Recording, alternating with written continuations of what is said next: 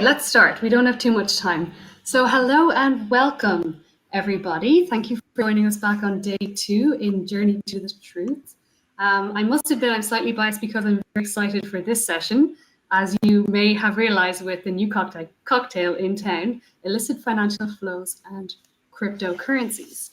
Now with us today, we have Denisse Rudich. And Denisse is Director of Rudich Advisory. We would love to hear from Denisse today about cryptocurrency. It's fascinating. It's been an incredible year for cryptocurrency. Let's talk about the challenges, the risks, and the opportunities ahead. Over to you, Denisse. Hi, Paula. Thank you so much for having me. Absolutely delighted to be here and sharing hopefully a little bit of knowledge to help you guys do your job and the incredible job that you all do in covering illicit financial flows linked to corruption and crime and, putting your lives on the line every single day. So I really, I'm absolutely delighted to be here. And yes, so maybe I'll tell you a little bit more about the work that I've done in the world of cryptocurrencies. I am a covering banker, if you will. I do work with neobanks some days and sometimes with the crypto industry, helping them set up their anti-money laundering and counter-terrorist financing and proliferation financing, even though that's not quite the risk for them. Systems and controls. I also work, I've advised governments in this field, and I set up the first working group on anti-money laundering and to engage with the Financial Action Task Force, which is the global anti-money laundering center. So I love learning about cryptocurrencies. I love because it's a continuous learning process. And hopefully I'll be able to share some of those learnings with you guys in a way that is helpful. So if we can maybe put up the slides, Paula, and we can start going through those. Wonderful. So I'm just going to start with kind of the world, sharing kind of a little bit of what I think of how I think about the world of crypto. And it's a little bit wild and wonderful. You have a lot of people who believe that cryptocurrency is facilitating the greatest wealth transfer in world history, as you can see by this news clipping. People think that it's going to promote the democratization of finance.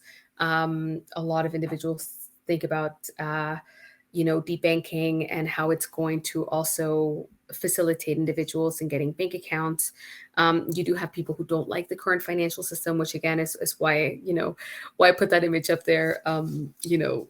There are people who don't like the current financial system. So also seeing as a way of completely overhauling the financial system and destroying the current financial system in its current way.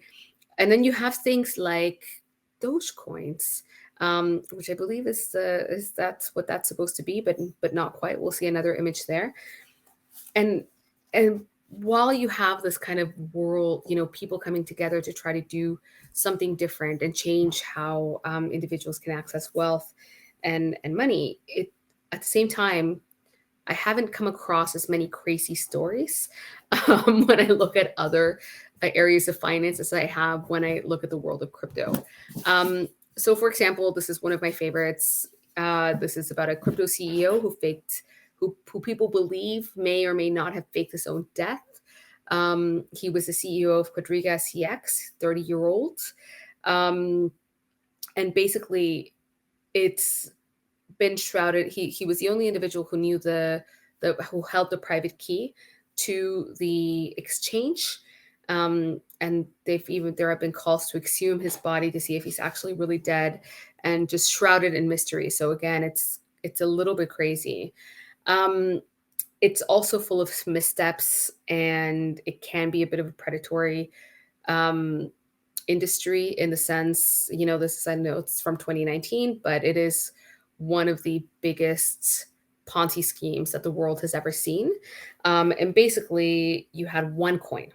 They had these crazy events where they rented out giant stadiums, and it was a bit of like a rock and roll concert, or I don't know, like maybe rave is not quite the right thing. Whatever is a great thing to go and see these days. And basically, they marketed themselves as the Bitcoin killer. But what it was really just an investment scam where they were taking other people's new investors' money to pay their old investors. There was no coin in existence. There was no technology. And it led to the loss of between, I think it's 4 to 5 billion. There's kind of different numbers that have been put out there. The founder was a woman called Dr. Ruja Ignatova. She was known as the Bulgarian crypto queen. There's a podcast about this that if you have time, definitely listen to it. And she went missing in 2017. People have been arrested all over the world on money laundering charges, including in Mumbai, in Argentina, in Florida, in China, in Europe. It is a little bit crazy. And the saga, I believe, continues to this day. And it has been linked to criminality, to actual crypto being used for criminality. So we do know that there are quite a few terrorist groups, not just ISIS, but other terrorist groups, even far-right terrorist groups, and not even, there have been a lot of groups that have used social media platforms to do fundraising using cryptocurrency and by putting their wallet addresses out there. And it's also been linked to the dark web. So basically you can buy almost anything on the dark web, and cryptocurrency has been linked to purchases of drugs, criminal services, human trafficking, and the like. So any kind of thing that you can imagine buying on the dark web, crypto has been possibly used in that capacity at one point or another. And we're also now starting to see crypto kind of creep in a little bit more into the world of kind of macroeconomic policy and geopolitics. So late last year, in September of last year, El Salvador became the first country to approve Bitcoin as legal tender. So the government gave 1 Bitcoin, or a nominal amount of Bitcoin, to all of its citizens to try to drive adoption. There were protests, there were fires. It was it was done, but in terms of how successful it has been, they're still in the process of developing legislation for regulating Bitcoin. So it's a little bit hit and miss. The reason why I also like that image is that you have, gentleman Elon Musk. Most of you know that face, and the impact every time he makes a tweet about crypto in some way or another, it either sent the prices running up or completely crashing down. And it's amazing the power that 280 characters can have on Twitter. And, also the Dogecoin has become kind of like a symbol of, what's possibly wild and wonderful. And also maybe what's wrong and not quite okay with the world of crypto. And the reason for this, there is a lot of volatility, and we'll get to that next. But first, I want to talk to you a little bit about the market. The crypto market it's huge. Last year, when I started teaching this course, it was, when it hit $1 trillion, there were gasps, but now it's worth $3 trillion. And that's the current market cap. There are over 10,000 crypto assets. So again, a ridiculous amount of coins that come into the world every day. You and I could probably create our own coin if we had the right technologists to back us to be able to do it.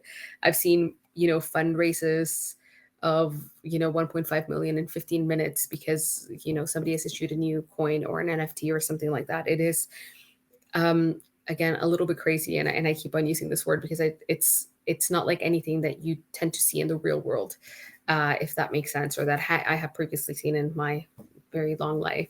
Currently, Bitcoin. So Bitcoin is seen as kind of like the main coin. All other coins are often called altcoins, the original cryptocurrency. And its market cap is currently $1.72 trillion. So when we compare that to the world's largest bank, which is JP Morgan. I looked up JPM's market cap this morning. That was $427 billion. So it's worth more than the largest company in the world. And it is, owned by, effectively not controlled by one particular individual or one particular group of individuals, which is, again, what people think of as kind of extraordinary with this market. Again, the beauty and the curse of this market. That figure, the increase of 400% since early 2020, it's wrong. It's increased by, my maths are not very good, but it's increased by much more than that. So it is a bit of a crazy market. And as you can see, those are the kind of the bigger, the more kind of mainstream coins. So Ethereum, Binance, Solana. You also have Polygon as well, and there's a host of other cryptocurrencies that are coming on the market. But they all have their own kind of chain and their own blockchain and distributed ledger technology or distributed DLT technology that they use. So how do we describe the market? So the market is still nascent. Last year, I would have described it as a baby. This year, I would describe it maybe as a toddler who's learning a little bit of a few rules. But it is a fairly new industry. It does have some reputable firms, but there are also a lot of cowboys out there who are just looking to make a quick buck and flip. And there's a lot of kind of market volatility, market abuse, what we would traditionally consider to be market abuse in a regulated market. It does happen quite regular. But there are also a lot of people who are interested in making this a clean market and again, kind of changing the future of finance, and who, do a lot of monitoring. There's kind of Twitter accounts that monitor whales. So those are individuals who are moving large buckets of Bitcoins and other coins. So it is, yes, rife with speculation. It is young, but it's, it's still learning the rules, if you will. It's highly volatile. So again, an Elon Musk tweet can increase or decrease the value of not just a particular coin, but the market by, I don't know, 10, 20%. It's in a day, which is absolutely insane. Normally, when you're looking for fraud, you're looking at a percentage, 7% change in kind of increase or decrease of values. So somebody says like, oh, we're going to get 8.5% return. Normally, I'm quite skeptical because that's not normal. That's above the threshold that you would normally look for. And I would normally be launching some sort of an investigation or kind of enhanced due diligence into that kind of an opportunity, if you will. But the crypto market, that's just how it is. So people putting their money into it, again, there are people who are really hopeful. What I tell people is like, just use risk money if you have it. If you're going to play in it. Unfortunately, there are a lot of people who don't have that as well and who have lost a lot of money. Likewise, there are people who have made a lot of money. So it's just highly volatile. It's bullish. So again, you see the price of Bitcoin, not just Bitcoin, but other coins going up and up and up and up. Some analysts expect that it's going to go up to 100,000. And as more kind of institutional investors enter the market, that's not to say that that couldn't happen. But it's also bearish. And there are, we had the great crypto winter, I guess it was now 2 years ago. But again, we're also in a downturn at the moment in terms of where the market is at compared to, again, nothing quite like what it was 2 years ago. But during that time, hundreds and possibly even thousands of different cryptocurrencies just ceased to exist because they just didn't have the financing and the kind of the rail to keep going and to keep creating whatever it is, whatever product it was that they were creating or whatever utility it is that they were creating. And it's also characterized by regulatory arbitrage. So regulation around the world is a little bit varied and a little bit different. Some cryptos are regulated as if they were securities. Others have their own, other regulators have created like a cryptocurrency framework to regulate crypto. Others are in the process of doing that. Others treat them as money service businesses or providers of cryptocurrency services, or certain providers of cryptocurrency services as money service businesses. So it really is a little bit all over the place and a bit of a mixed bag. And what that does is that it kind of drives certain players into different jurisdictions, but also because the cost of regulation is lower and the cost of operating is lower because they don't, have to comply with so many laws. So this is a fantastic map by the incredible guys and women at Elliptic that basically gives you an overview of the crypto regulation state of crypto regulation. So this is correct as of August 2021, but it actually hasn't moved that much further because regulation takes a while to put together. So one of the questions that I was asked to speak to is what gaps still exist in the Western and global anti-money laundering infrastructure. And what I will say is that there are a lot of gaps that still exist. So as you can see, the green areas are, as you can imagine, green means go, so all good. There is regulation in place. Regulators are, again, depending on the country, regulators are quite engaged with what they deal with and what they look like, not look like, what they look at. Sorry, I'm just kind of trying to find my notes for this. The orange are places where crypto assets are restricted, but actually Russia recently announced that they were going to be issuing their own kind of legislation around cryptocurrency. The reds is where cryptocurrencies are forbidden. They are prohibited. You are not allowed to deal with or engage with those crypto assets. And again, we can talk about the reasons for that a little bit later. So there's about more than 50 countries that have some sort of regulation in place for crypto assets. But again, the regulation is varied. It is different. Again, I've worked in banking, and at least there's kind of a bit more standardized ways of, or there are a bit more standardized ways of understanding kind of how banks are regulated and what products are regulated in what way. It's not quite the same in the world of crypto.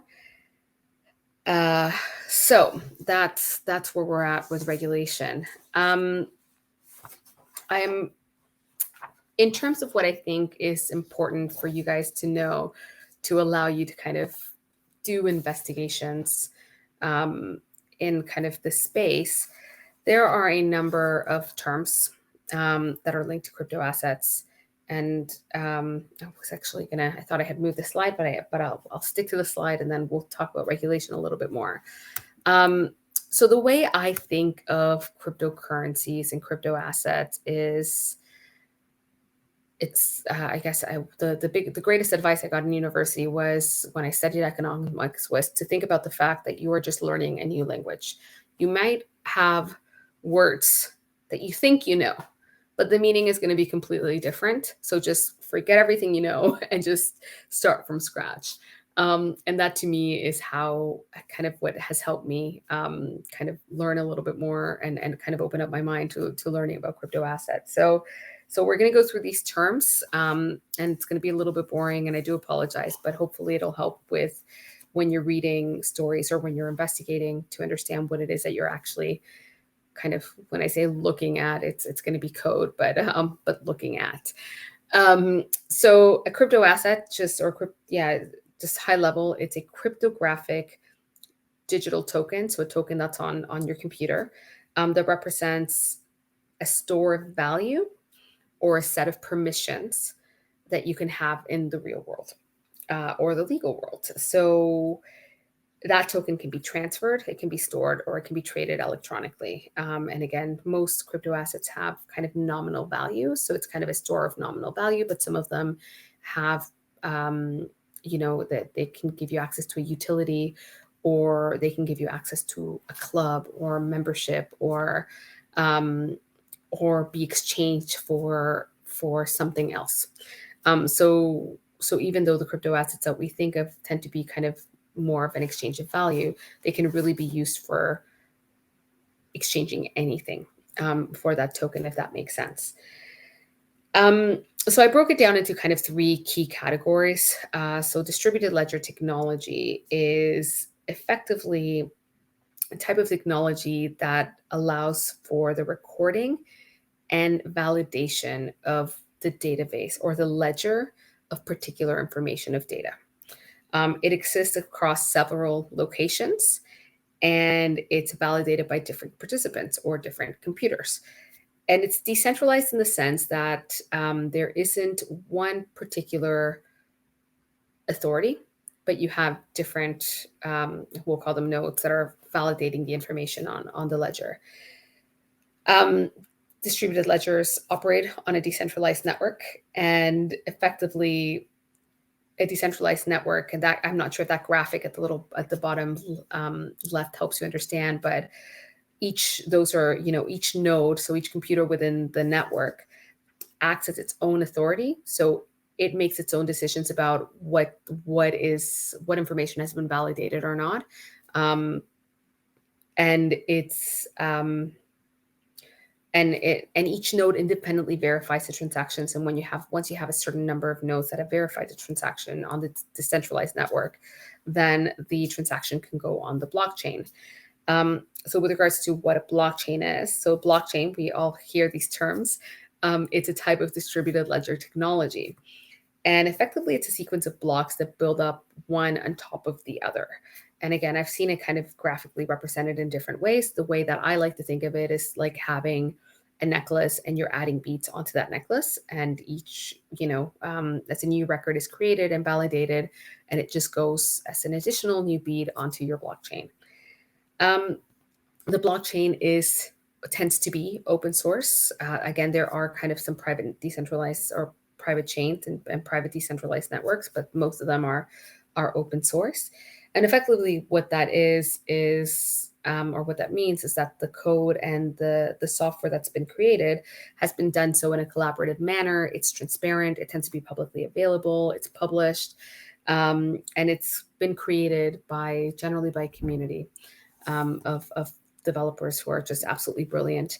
When we think about the word nodes, so nodes are effectively just one part of it, or each node is part of a network whose job it is to validate the information and to verify the blocks of data and the transactions. And they do this by basically computationally solving mathematical puzzles and then just sharing that information amongst each other.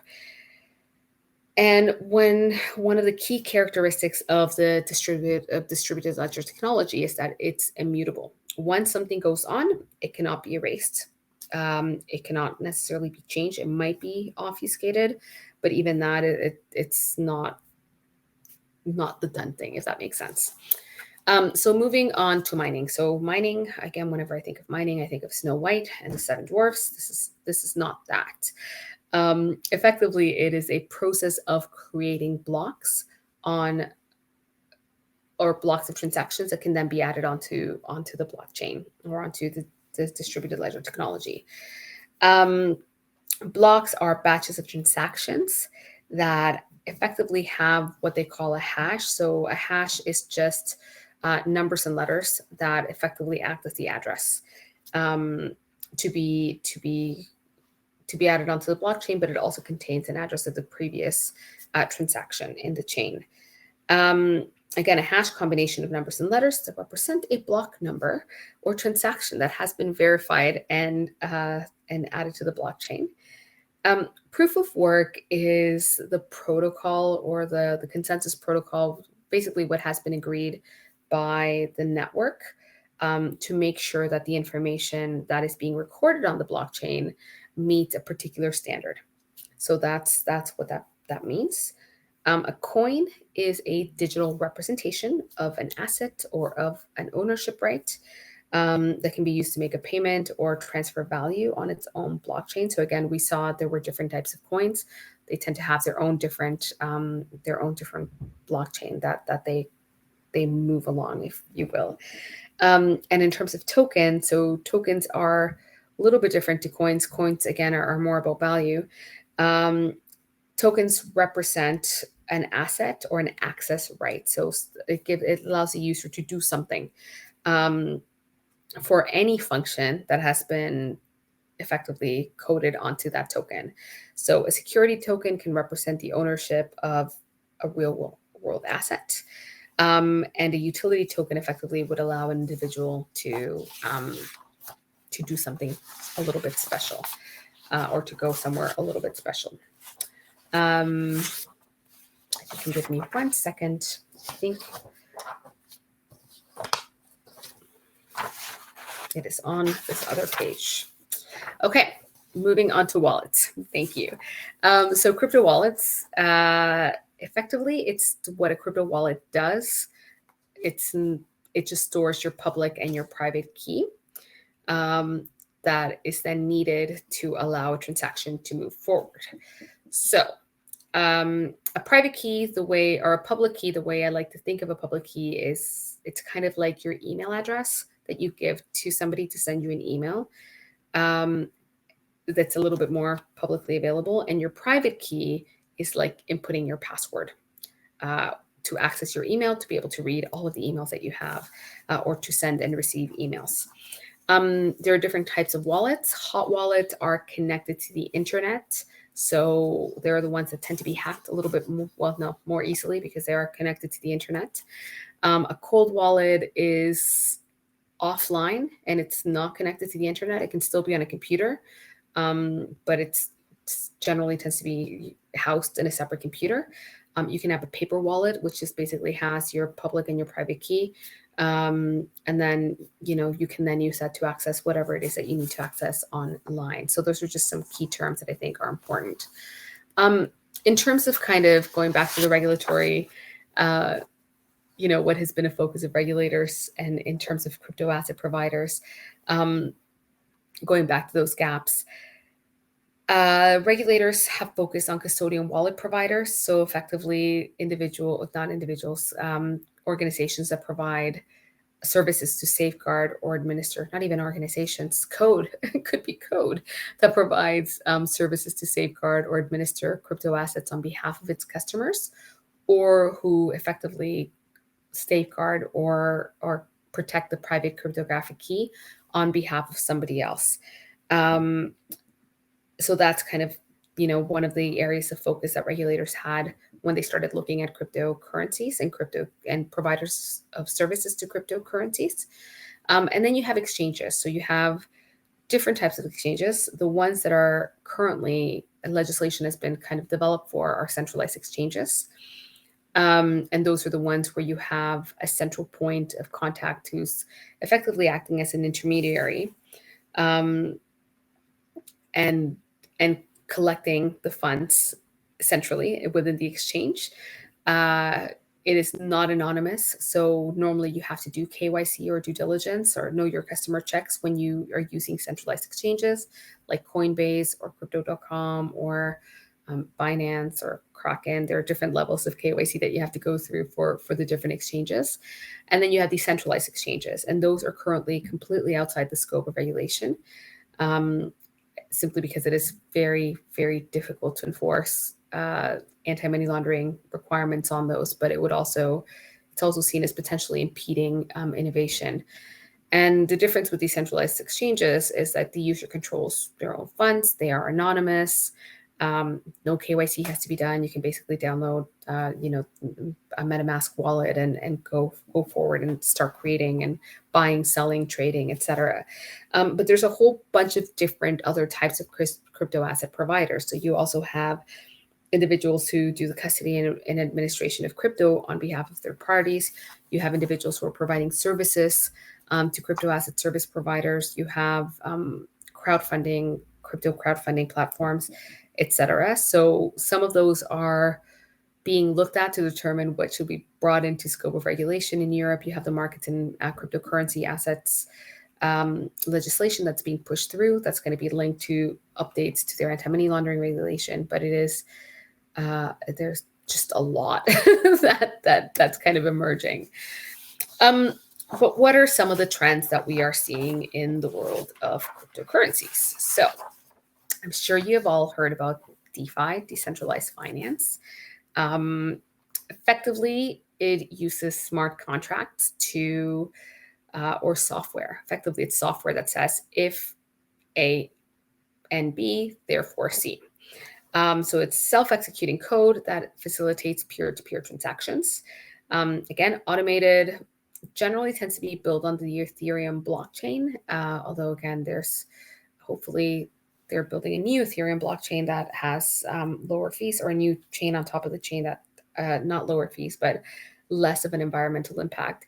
There are no intermediaries, so you don't have a broker, you don't have an agent saying, yes, you should go for this because of such a great, the fee is so good, or your fee will be less or whatnot. And it's created, it's proliferating a whole host of new different types of products. So you can have derivatives trading on a decentralized network. There's, again, peer-to-peer lending. where no checks are really done on the on whether you'll get your money back. There's the provision of insurance, asset management, etc., all without using banks.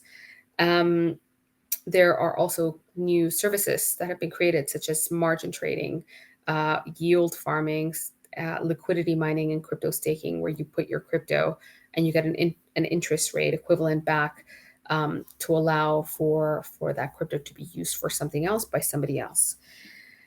There's also been a lot of buzz around central bank digital currencies. And that is effectively virtual money that's backed and issued by a central bank. It's seen as a great way of addressing financial inclusion and making sure that they debank their bank, because a lot of people tend to have a mobile phone, but they might not necessarily have a bank account.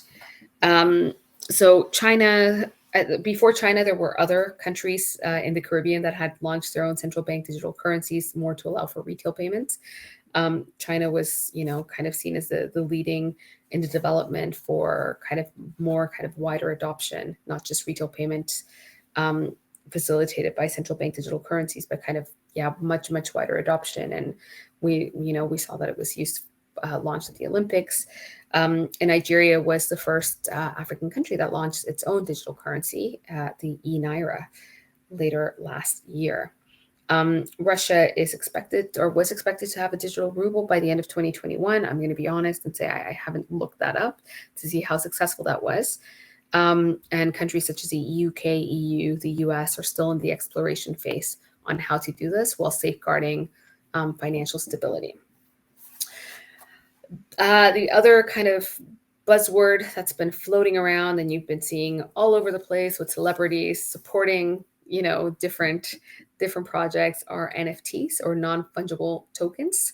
That is a Bored Ape Yacht Club ape or NFT. And effectively an NFT is a non-fungible token that acts as a digital representation of ownership of a piece of art. It can be a clip form. We've seen like NBA tops. So it can be, like a video or a piece of music or something, but effectively it's supposed to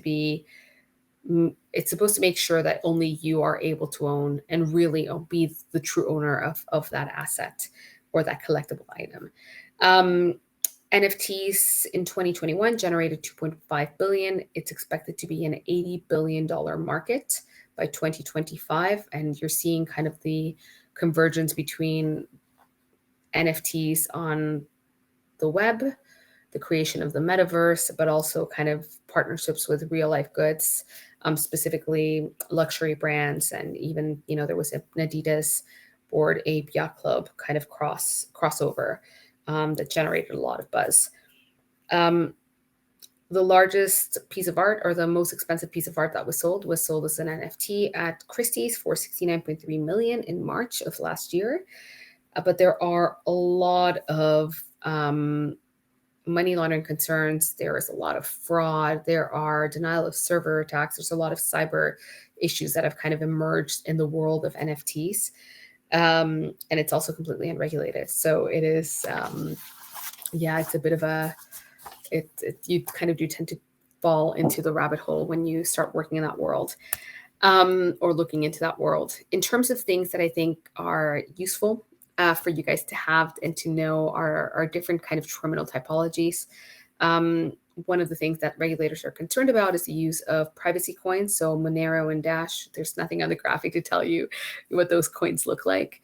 But again, it's because whereas one of the beauty of distributed ledger technology is that you can actually see the transactions going from place to place.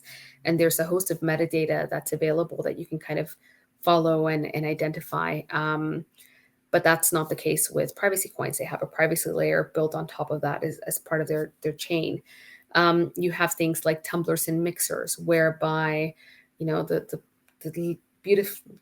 beautifully described by Bitblender as a process of obscuring where your coins came from, which in turn makes your digital trail much harder to follow. So basically, you put the address that your crypto comes from, where you want it to end up. it gets put into a pool of other Bitcoins, and it gets effectively, the chain gets broken up. And then it's sent to the address, and it makes it very difficult to detect where it's come from. There's also a thing called chain hopping, where you're hopping from the Bitcoin chain to the Ethereum chain to Uniswap, things like that.